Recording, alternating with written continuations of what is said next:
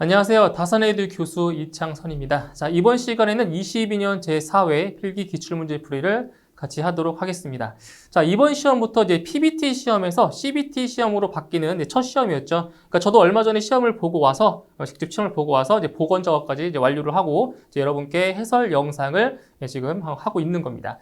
자, 제가 그 시험을 본 소감을 좀 말씀을 드리면, 진짜 기존에 PBT 시험, 종이로 시험을 봤던 것보다는 이게 컴퓨터로 시험을 보니까 좀 더 가독성도 좋고 저는 오히려 더 좋았던 것으로 생각이 되고요. 그리고 이제 경향을 보시면은 예전에 PBT 시험에서는 그 예전 기출문제의 그 출제 비중이 높지 않았다고 하면 이제 CBT로 바뀌면서 예전 기출문제의 그 출제 비중이 좀 더 높아졌다고 볼 수 있습니다. 그래서 기출문제, 과거에 나왔던 기출문제를 반복적으로 이제 학습을 하셨던 분들은 무난하게 합격을 하셨을 거라고 생각이 됩니다. 자, 그러면 이제 이번 시험에서 어떠한 문제들이 출제가 되었는지 이제 바로 소방 원론부터 같이 풀어보도록 하겠습니다. 자, 문제 1번. 자, 위험물의 유형 성질이 자연 발화성 및 금수성 물질은 제 몇 류 위험물인가? 자, 위험물 같은 경우에는 크게 6가지로 분류를 하고 있죠. 그래서 제 1류 위험물부터 제 6류 위험물까지 6가지로 분류하고 있습니다. 이때 이 분류된 위험물의 각각의 성질에 대해서도 같이 알고 계셔야 되는 거죠. 한번 정리를 해보도록 하겠습니다. 자, 먼저 제 1류 위험물이죠. 자, 제1류 위험물. 자, 제1류 위험물의 성질은 바로 산화성 고체죠. 산화성 고체가 되겠고요. 그 다음에 제2류 위험물. 자, 제2류 위험물은 바로 가연성 고체죠. 그죠? 가연성 고체고요. 그 다음 제3류 위험물. 제3류 위험물이 바로 자연 발화성 및 금수성 물질입니다. 바로 자연 발화성 및 금수성 물질. 그다음 제4류 위험물. 제4류 위험물의 성질은 바로 이인화성 액체. 그죠? 이인화성 액체.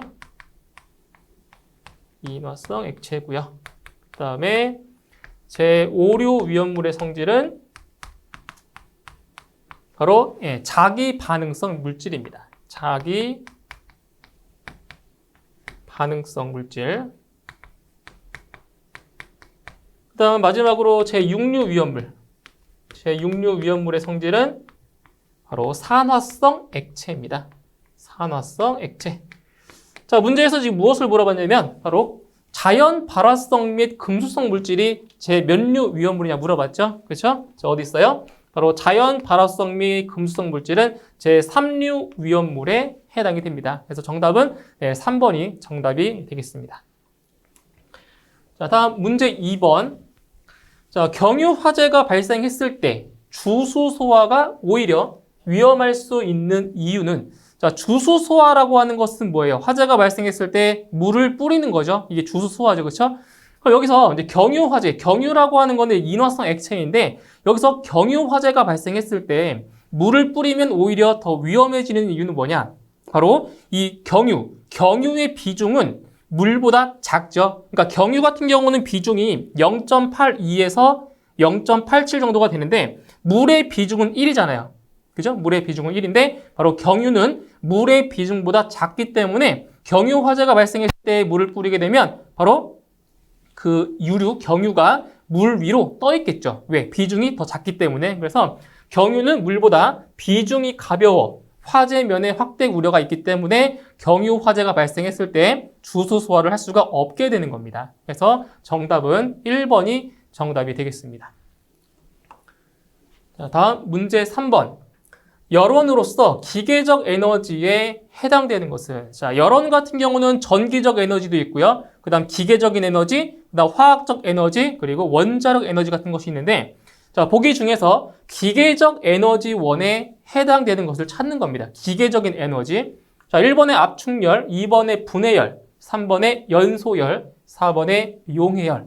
자, 여기 보시게 되면 자, 2번, 3번, 4번을 보시게 되면 분해, 연소, 용해 이 용어 자체가 좀 화학적인 용어랑 좀 관련이 있겠죠. 그죠? 예, 화학적인 용어. 그래서 분해열과 연소열과 용해열은 화학적인 열 에너지원에 해당이 되고요. 1번의 압축열이 바로 기계적인 에너지원에 해당이 되는 겁니다. 정답 1번입니다. 다음 문제 4번. 포소화 약재 중 고팽창포로 사용할 수 있는 것은? 자, 포소화 약재의 그 종류 중에서 저팽창포로 사용할 수 있는 것이 있고 고팽창포로 사용할 수 있는 것이 있는데 여기서 이 보기 중에서 유일하게 고팽창포로 사용할 수 있는 약재가 한 가지가 있죠. 바로 4번의 합성 계면 활성제포입니다. 이 합성 계면 활성제포 같은 경우에는 저팽창포로도 사용할 수가 있고요. 그리고 고팽창포로도 사용할 수가 있는 거죠. 그리고 이제 담백포다 불화담백포, 그다음 내알코올포 같은 경우에는 고팽창포로 사용할 수가 없죠. 이거는 저팽창포로 사용할 수 있는 포소화 약재가 되는 겁니다. 정답 4번입니다.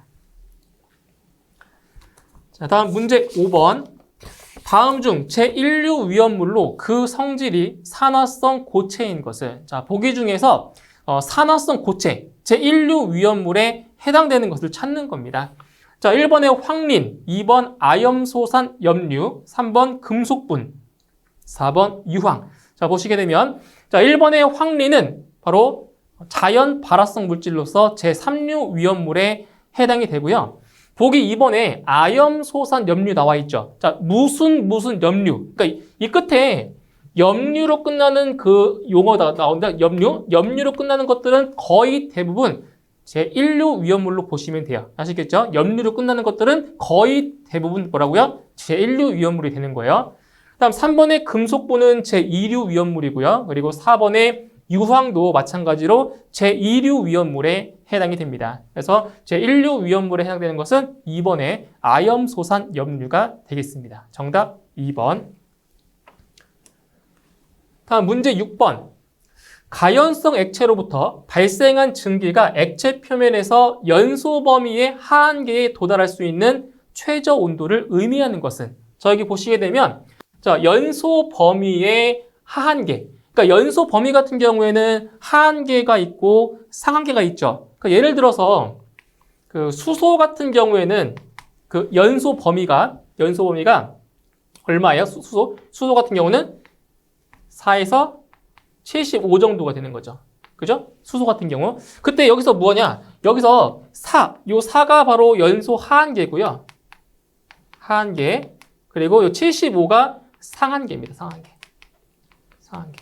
그래서 이 연소 범위 안에 들어오면 바로 연소가 가능한 거죠. 그때 이 연소 범위의 하한계, 이 하한계에 도달할 수 있는 최저 온도를 뭐라고 하냐? 바로 인화점이라고 하는 거죠. 그래서 인화점이라고 하는 거는 어떤 가연물에 점화원을 대었을 때, 점화원을 댔을 때 바로 연소가 가능한 최저 온도가 바로 인화점인 거죠. 인화점. 그죠? 불꽃을 댔을 때 이제 불이 붙기 시작하는 그때 최저 온도가 바로 인화점이라는 겁니다. 그래서 정답은 4번의 인화점에 대해서 설명을 한 겁니다. 정답 4번입니다.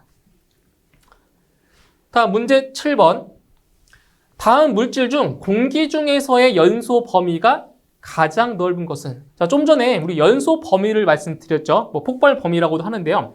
자, 보기 중에서 연소 범위가 가장 넓은 것. 그러니까 연소 하한계에서 연소 상한계까지 그 범위가 가장 긴 거, 넓은 것을 찾으시면 돼요. 자, 먼저 이 부탄 같은 경우에는 이제 연소 범위가 1.8에서 한 8.4 정도가 돼요.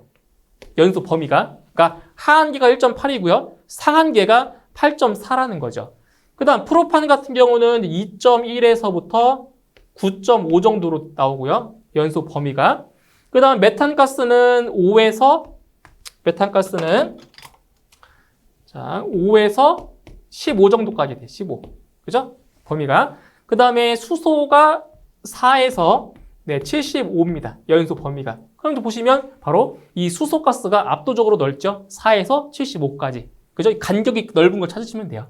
정답은 4번이 정답이 되겠습니다. 그러니까 수소가 가장 넓어요. 연소 범위가. 자, 다음 문제 8번. 자, 건물의 주요 구조부에 해당되지 않는 것은 자, 건축물의 주요 구조부는 크게 6가지가 있죠. 6가지가 있는데 자, 1번에 바닥, 2번에 차양, 3번에 내력벽, 4번에 보. 자, 보기 중에서 주요 구조부에 해당되지 않는 것은 바로 차양. 차양이죠. 그러니까 차양은 주요 구조부가 안 되는데 이제 지붕틀 같은 경우는 돼요. 이거는. 그죠? 네, 지붕틀은 주요 구조부에 해당이 되는데 이 차양은 주요 구조부에서 제외가 되는 거죠. 네, 정답은 2번 차양이 정답이 되겠습니다. 자, 다음 문제 9번. 부촉매 소화에 관한 설명으로 옳은 것은 자, 부촉매 소화라고 하는 것은 뭐냐? 연쇄 반응을 억제하는 소화가 되는 거예요. 그래서 일반적으로 그 할론 소화 약제 같은 경우는 바로 이 부촉매 소화 효과가 주된 소화 효과가 되겠죠. 그죠? 그래서 부촉매 소화 효과가 옳은 것. 부촉매 소화 효과에 대해서 설명 중 옳은 걸 찾으시면 되는 거예요. 자, 1번. 산소의 농도를 낮추어 소화하는 방법이다. 자, 산소의 농도를 낮춘다? 이건 어떤 소화가 되는 거죠? 이것은 바로 질식 소화가 되는 거네요. 질식. 그죠? 그러니까 산소의 농도를 낮추는 거예요. 질식 소화. 다음 2번. 화학 반응으로 발생한 이산화탄소에 의한 소화 방법이다. 자, 이산화탄소의 주된 소화 효과가 뭐예요? 이산화탄소의 주된 소화 효과는 이것도 마찬가지로 질식 소화 효과가 제일 크죠. 다음 3번. 활성기의 생성을 억제하는 소화 방법이다. 자, 부촉매 소화를 다른 말로 억제 소화라고도 하죠. 그죠? 그래서 활성기의 생성을 억제하는 소화 방법이다. 바로 3번이 부촉매 소화에 해당이 되는 거죠. 다음 4번. 용융 잡열에 의한 냉각 효과를 이용하여 소화하는 방법이다. 뭐라고요? 냉각 효과를 이용했다. 이거는 바로 냉각 소화가 되는 거죠. 냉각 소화.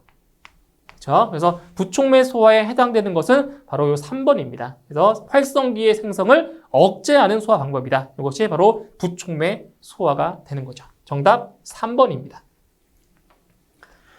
자, 다음 문제 10번.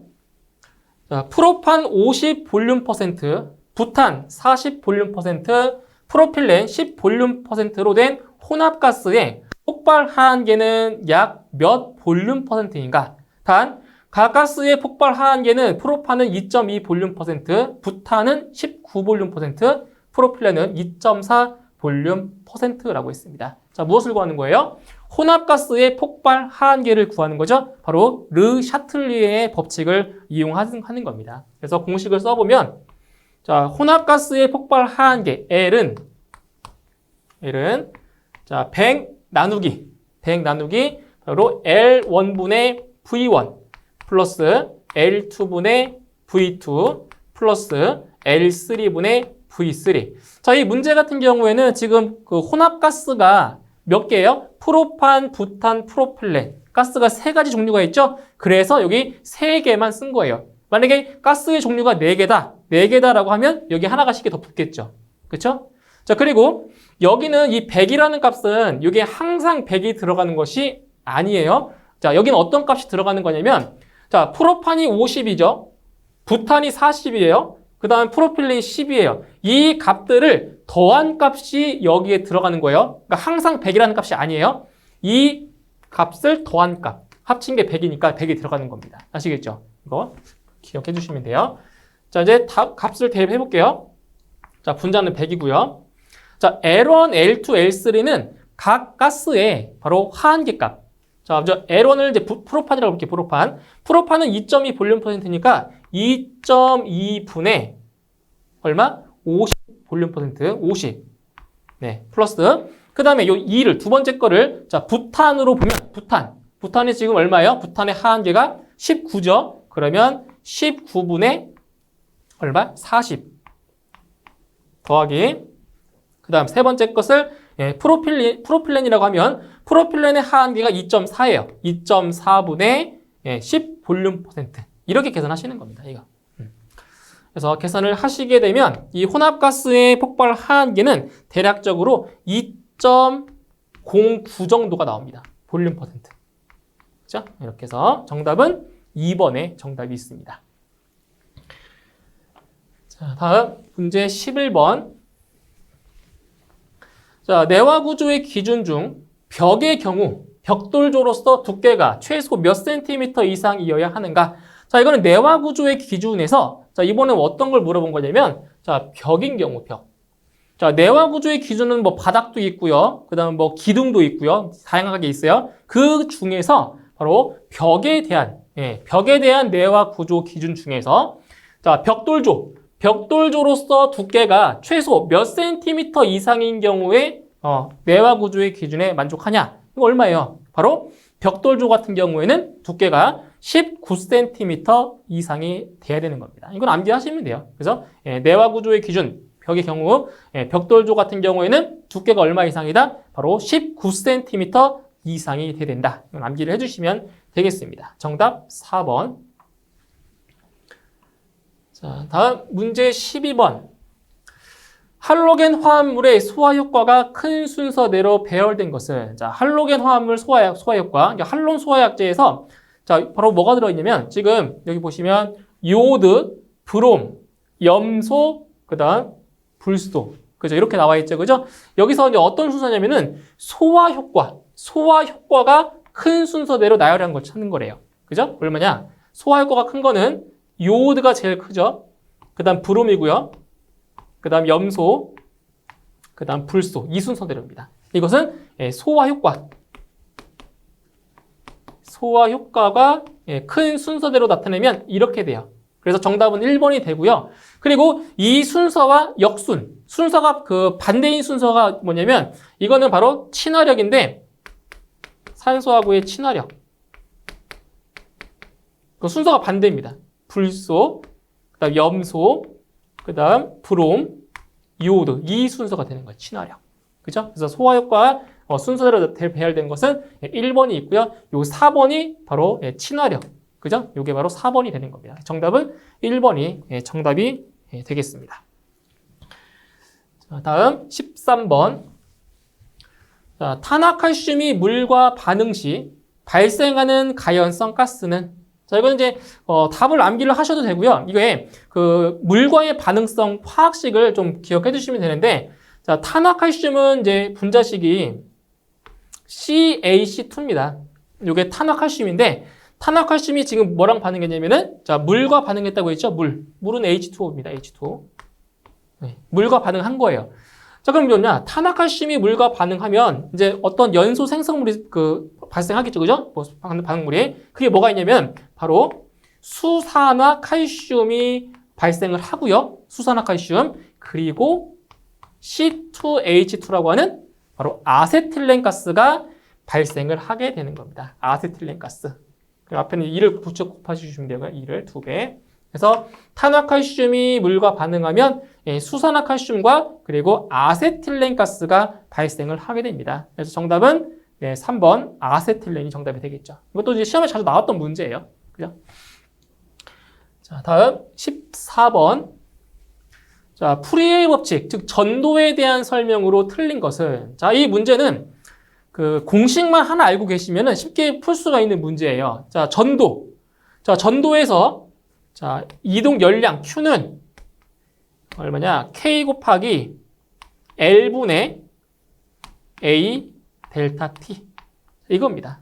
요게 자, 전도. 그죠? 열 전달의 방법 중에 하나죠. 전도에서 자, 열량을 구하는 공식이에요. 공식. 그래서 하나씩 보시면은 요 K라고 하는 값은 뭐냐? K가 바로 열 전도도가 되는 거고요. 그 다음 요 A가 면적. 그리고 델타 T가 온도차. 그 다음 요 L이 뭐냐면 이게 두께입니다. 두께. 그죠? 두께. 그러니까 전도라고 하는 건 이런 거예요. 여기에 이제 실내. 자, 이게 실내입니다. 실내. 어떤 실내가 있다고 했을 때, 이게 실내고요. 얘가 실외예요. 실외. 그러면은 이제 추운 겨울날 같은 경우에는 이제 바깥의 공기가 차갑잖아요. 실내보다. 그렇죠? 그러니까 실내와 실외에 이제 온도차가 생기기 때문에 실내와 실외에서 어떤 그 열량이 왔다 갔다 한단 말이에요. 그죠? 그때 이 두께라고 하는 거는 이 실내에서의 어떤 벽. 그죠? 이 벽을 통해서 온도 왔다 갔다 하는 거죠. 열이. 그죠? 열이 왔다 갔다 하잖아요. 이 두께를 말해요. 이 두께를 말하는 거고요. 그리고 여기 델타 T라고 하는 거는 실내와 실외 온도차. 온도차가 있기 때문에 열이 왔다 갔다 하는 거예요. 온도차가 있기 때문에. 그죠? 온도차. 그리고 A라는 면적은 이 벽의 면적을 A라고 하고요. 열 전도도 K가 되는데 여기서는 지금 열량과 이 변수들과의 관계를 지금 물어본 거죠. 관계를. 자, 그러면 어떻게 관계를 볼 수가 있냐? 이렇게 분자에 있는 값들은 어떤 관계예요? 분자에 있는 값들은 비례 관계에 있다고 보시면 되고요. 그리고 분모에 있는 값은 어떤 관계에 있는 거예요? 분모에 있는 값들은 반비례 관계에 있다고 보시면 돼요. 반비례. 그죠? 분자에 있는 값들은 비례 관계, 그리고 분모에 있는 것들은 반비례 관계라고 보시면 되겠죠. 자, 1번부터 보시면 이동 열량은 전열체의 단면적에 비례한다. 단면적에 비례한다. 맞죠? 분자에 있으니까 열량은 단면적에 비례한다. 1번 맞는 설명이고요. 2번 이동 열량은 전열체의 두께에 비례한다. 자, 두께가 지금 어디에 있어요? 두께가 분모에 있죠. 분모에 있으니까 비례가 아니라 반비례가 돼야 맞죠. 2번 틀렸네요. 정답은 2번이에요. 3번 이동 열량은 전열체의 열 전도도에 비례한다. 열 전도도 분자에 있죠. 그러니까 비례하는 거 맞고요. 다음 4번 이동 열량은 전열체 내 외부의 온도차에 비례한다. 온도차 분자에 있죠? 그럼 비례 관계 맞는 거네요. 그죠? 그래서 옳지 않은 것은 2번입니다. 이동 열량은 전열체의 두께에 반비례하는 것이 맞습니다. 정답 2번. 다음 15번. 자, 화재의 종류에 따른 분류가 틀린 것은? 자, 화재는 크게 네 가지로 우리 분류하고 있죠? 자, 하나씩 볼게요. 자, A급 화재가 있고요. 그다음 B급 화재, 그리고 C급 화재, D급 화재. 크게 네 가지로 이제 분류를 하고 있습니다. 자, 그럼 여기서 A급 화재는 어떤 화재냐? A급 화재가 바로 일반 화재죠. 일반 화재. 그죠? 뭐 종이가 타거나 뭐 나무가 타거나 이런 것들 일반 화재가 A급 화재로 분류가 되고 있고요. 그다음 B급 화재는 이제 유류, 기름 같은 거, 유류 및 가스 화재가 바로 B급이죠. B급 화재. 그죠? B급 화재. 그 다음에 C급 화재가 가장 많이 발생하는 전기 화재입니다. C급이 전기 화재고요. 그리고 D급 화재가 바로 금속 화재죠. 금속 화재입니다. 자, 보기 보세요. 자, 1번 A급 일반 화재 맞네요. 그죠? 맞고요. 2번 B급 유리 화재 맞고요. 3번 C급이 가스 화재라고 했는데 C급은 어떤 화재예요? 바로 전기 화재죠. 전기. 그래서 3번이 틀렸습니다. 4번 D급 금속 화재 맞습니다. 그래서 옳지 않은 것은 3번이 되겠네요. 정답 3번. 다음 16번. 폭괭의 반응 속도로 오른 것은? 자, 폭괭이라고 하는 건 뭐냐? 일종의 폭발의 그 종류인데 폭발을 크게 분류를 하면 폭발은 연소라고 볼 수 없어요. 너무 일순간에 확 터져버리기 때문에 이거 연소라고 볼 수는 없고, 자, 폭발을 이제 두 가지로 분류하면은 폭연이라는 것이 있고요. 폭연. 그리고 폭괭. 폭괭이라는 것이 있습니다. 폭연, 폭괭. 그러니까 폭괭이 더 그 파급 효과가 더 크다고 볼 수 있는 거죠. 폭괭이라고 하는 것이. 그래서 여기서 문제에서 물어본 게 뭐냐? 반응 속도를 물어봤죠. 반응 속도. 자, 폭연 같은 경우는 속도가 얼마큼 되냐? 0.1에서 한 10m/s가 돼요. 그래서 이 폭연은 음속보다 더 작아요. 폭연 같은 경우는. 그런데 폭괭은 자, 반응 속도가 얼마냐? 1000에서 3500m/s가 돼요. 그래서 이 폭괭 같은 경우는 음속보다 더 빠릅니다. 속도가. 그죠? 이 문제에서는 이제 폭괭의 반응 속도로 오른 것을 물어봤으니까 얼마예요? 4번이 되는 거죠. 1000에서 3500m/s 정도가 되겠습니다. 정답 4번입니다. 다음 17번. 자, 다음 중 TLV. 자, 트레스홀드 리미트 밸류예요. TLV가 가장 높은 가스는? 자, 여기서 TLV라고 하는 것이 뭐냐? TLV가 바로 허용 농도예요. 허용 농도. 그러니까 인체에 유해한지 유해하지 않은지의 정도를 나타내 주는 거죠. 허용 농도. 그래서 이 단위를 이제 어떻게 쓰냐? 단위를 이걸 ppm 농도 단위니까 ppm으로 쓰고 있는데, 자, 보기 중에서 TLV가 가장 높은 가스, 그러니까 TLV가 높을수록 인체에 덜 해로운 거예요. 그러니까 TLV 값이 낮을수록 인체에 상당히 위험한 가스를 말하는 거예요. 자, 그럼 보죠. 시아나수소. 자, 시아나수소 같은 경우는 TLV가 한 10 정도가 돼요. 10ppm. 10ppm 정도가 되고요. 그 다음 포스겐 가스가 0.05 정도가 돼요. 0.05 ppm. 네. 그리고 일산화탄소가 한 50 ppm 정도가 되고요. 50 ppm. 네. 그리고 이산화탄소가 상당히 높아요. TLV가 한 5,000. 네, 5,000 ppm 정도가 됩니다. 좀 여기서 의미하는 게 뭐냐? 이 네 가지의 기체 중에서, 가스 중에서 인체에 가장 무해한 게 뭐겠어요? TLV가 가장 높은 이산화탄소가 가장 무해한 거죠. 그럼 가장 위험한 것은 바로 제일 낮은 TLV가 가장 낮은 포스겐 가스가 가장 위험하겠죠, 인체에. 그죠? 그래서 TLV가 가장 높은 가스는 4번의 이산화탄소라고 할 수가 있겠습니다. 정답 4번입니다. 다음 문제 18번. 자, 열분해에 의해 가연물 표면의 유리상의 메탄 인산 피막을 형성하여 연소에 필요한 산소의 유입을 차단하는 분말 약재는, 자, 여기 보시면 자, 1번에 요소가 나와 있고요. 2번 탄산수소 칼륨, 3번 제일인산암모늄, 4번 탄산수소 나트륨. 자, 보시게 되면 여기서 탄산수소 칼륨 같은 경우는 제 몇 종이에요? 이거는 제2종이죠. 제2종 분말. 그 다음에 3번에 제일인산암모늄은 이것은 제3종이죠. 제3종 분말. 그리고 4번의 탄산수소 나트륨이 이것이 제1종 분말입니다. 제1종 분말. 이렇게 되죠? 그리고 탄산수소 칼륨과 요소를 합치면, 이것을 합쳐버리면 이거는 몇 종이라고 했어요? 제4종 분말인 거네요. 합치면. 그죠? 그러니까 제1종부터 4종까지 그 분말소와 약재 중에서 자, 어떤 거냐? 이걸 물어보는 거예요. 자, 보세요. 열분해에 의해서 유리상의 메탄 인산을 자, 피막을 형성해서 연소에 필요한 산소의 유입을 차단했다. 자, 이거예요. 키워드. 메탄 인산 있죠, 이거. 이건 무조건 뭐냐? 제3종이라고 보시면 돼요. 제3종. 이런 키워드를 암기하시면 돼요.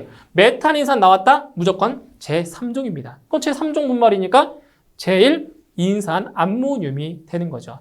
자, 그럼 여기서 제일인산 암모늄의 그 식이 어떻게 되냐면은 NH4H2PO4예요. 그죠? 요거. 자, 열분해를 시키면은 그때 열분해가 몇 도에서 열분해가 일어나지냐면은 한 360도 이상에서 열분해가 일어나게요. 360도 이상. 자, 열분해를 시키면 자, 무엇이 발생하냐? 바로 HPO3 그리고 NH3 그다음 발생하는 것이 바로 H2 물이 발생합니다. H2. 그래서 요 NH4H2PO4 제일인산암모늄을 열분해 360도 이상에서 열분해를 시키면 자, 무엇이 발생하냐? 여기 있죠. 이게 바로 메탄 인산입니다. 이거. 그리고 암모니아, 그 다음에 물 발생해서 이게 바로 메탄 인산. 이게 발생하기 때문에 바로 산소의 유입을 차단시켜서 소화를 시켜준다는 거죠. 그래서 정답은 3번의 제일인산 암모늄이 정답이 되겠습니다. 그래서 이걸 기억하시면 돼요. 메탄 인산 나왔다? 무조건 제3종입니다. 이걸 기억해 주시면 돼요. 자, 다음 19번. 독성이 매우 높은 가스로서 석유 제품, 유지 등이 연소할 때 생성되는 알데히드 계통의 가스는 자, 1번 시아나수소, 2번 암모니아, 3번 포스겐, 4번 아크롤레인. 자, 이것도 마찬가지로 키워드를 조금 암기를 하시면 돼요. 독성이 매우 높고요. 그 다음에 석유 제품, 유지 등이 뭐 할 때, 연소할 때 생성되는 가스. 이거 기억하시라고요. 석유 제품이나 유지 등이 연소할 때 발생한다. 바로 아크롤레인입니다. 아크롤레인. 그죠? 이거 기억하시면 돼요. 4번에 아크롤레인에 대한 설명입니다. 정답 4번이 되겠고요. 자, 다음 20번. 건축 방화 계획에서 건축 구조 및 재료를 불연화하여 화재를 미연에 방지하고자 하는 공간적 대응 방법은? 자, 이거 보세요.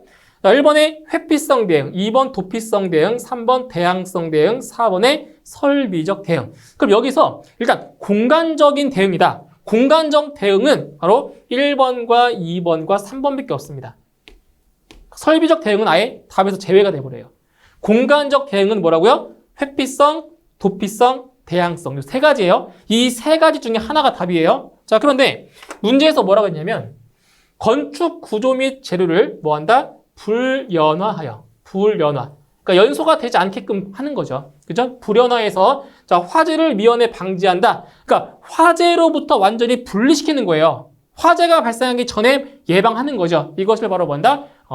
회피성 대응이라고 합니다. 회피. 그러니까 회피라고 하는 게 뭐예요? 회피라고 하는 게 도망가는 거잖아요. 피하는 거. 그죠? 그래서 뭐 재료를 불연화한다. 이런 것들, 뭐 방화 교육을 한다. 이런 것들 있죠? 다 전부 다 회피성 대응에 해당이 되는 겁니다. 그래서 여기서 공간적 대응에 해당되는 것은 바로 1번의 회피성 대응. 1번이 정답이 되겠습니다.